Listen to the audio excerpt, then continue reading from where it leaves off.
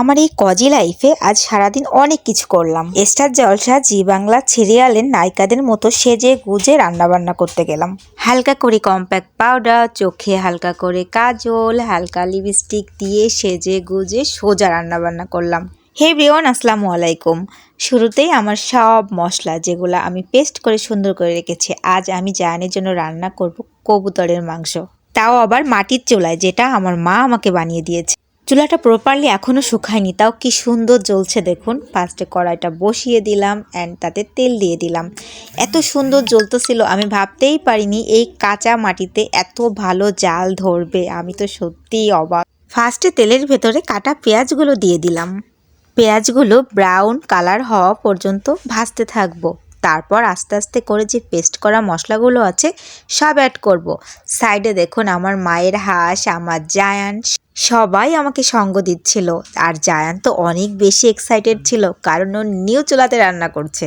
দেন সুযোগ করে আমি আর জায়ান একটু ভিডিও করে নিলাম, আর জায়ান সবাইকে হাই দিয়ে দিল। জায়ান তো অনেক বেশি এক্সাইটেড, সাথে আমিও, কারণ ফার্স্ট টাইম সেজে গুজে আমি আজ রান্না করতে বসলাম। ঢং করতে করতে এইদিকে আমার পেঁয়াজটা ব্রাউন কালার হয়ে গিয়েছে। এরপর আমি এর ভেতরে পেস্ট করা পেঁয়াজ দিয়ে দিলাম, পেস্ট করা আদা দিয়ে দিলাম অ্যান্ড পেস্ট করা জিরা, গরম মশলা, যেগুলো জিনিস দিতে হয় আর কি, সব কিছুই অ্যাড করে ভাজতে শুরু করলাম। আজকে রান্না করার ভেতরে অন্যরকম একটা ভাইব ছিল, মনে হচ্ছিল নতুন কিছু একটা। আসলেই তো নতুন, কারণ মা আমার জন্য কত কষ্ট করে এই চুলাটা বানিয়েছে। সত্য কথা বলতে জায়ান থাকলে আমার আর কারোই দরকার হয় না, কারণ ওই আমাকে টাইম দিতে পারে ভালো। ওর সাথে কথা বলতে বলতে কখন যে আমার রান্নাটা হয়ে গেল আমি বুঝতেই পারলাম না, আরও মনোযোগ সহকারে দেখতেছে। হালকা ভাজা হয়ে গেলে এর ভেতরে আমি হলুদের গুঁড়া, ঝালের গুঁড়া হালকা করে দিয়েছি, কেননা এটা জায়ান খাবে, এজন্য খুব যাতে বেশি ঝাল না হয়।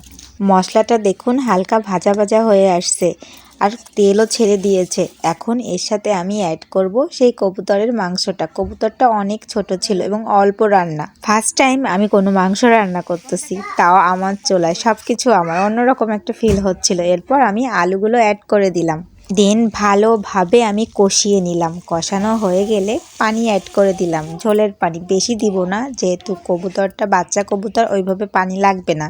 অনেকক্ষণ জাল দেওয়ার পর একটু টেস্ট করলাম, আসলে অনেক মজার হয়েছিল। দেখুন কত তাড়াতাড়ি আমার রান্নাটা হয়ে গেল, আর কালারটাও জাস্ট অনেক সুন্দর ছিল। সন্ধ্যা হয়ে আসছিল, তাই প্রপারলি আপনাদের ভালো করে বোঝাতে পারিনি যে কালারটা কত সুন্দর লাগতেছিল। আর এখনও ভালোভাবে বোঝা যাচ্ছে যে রান্নাটা অনেক মজার হয়েছিল। দেন আমি আর জায়ান একটু টেস্ট করে নিলাম।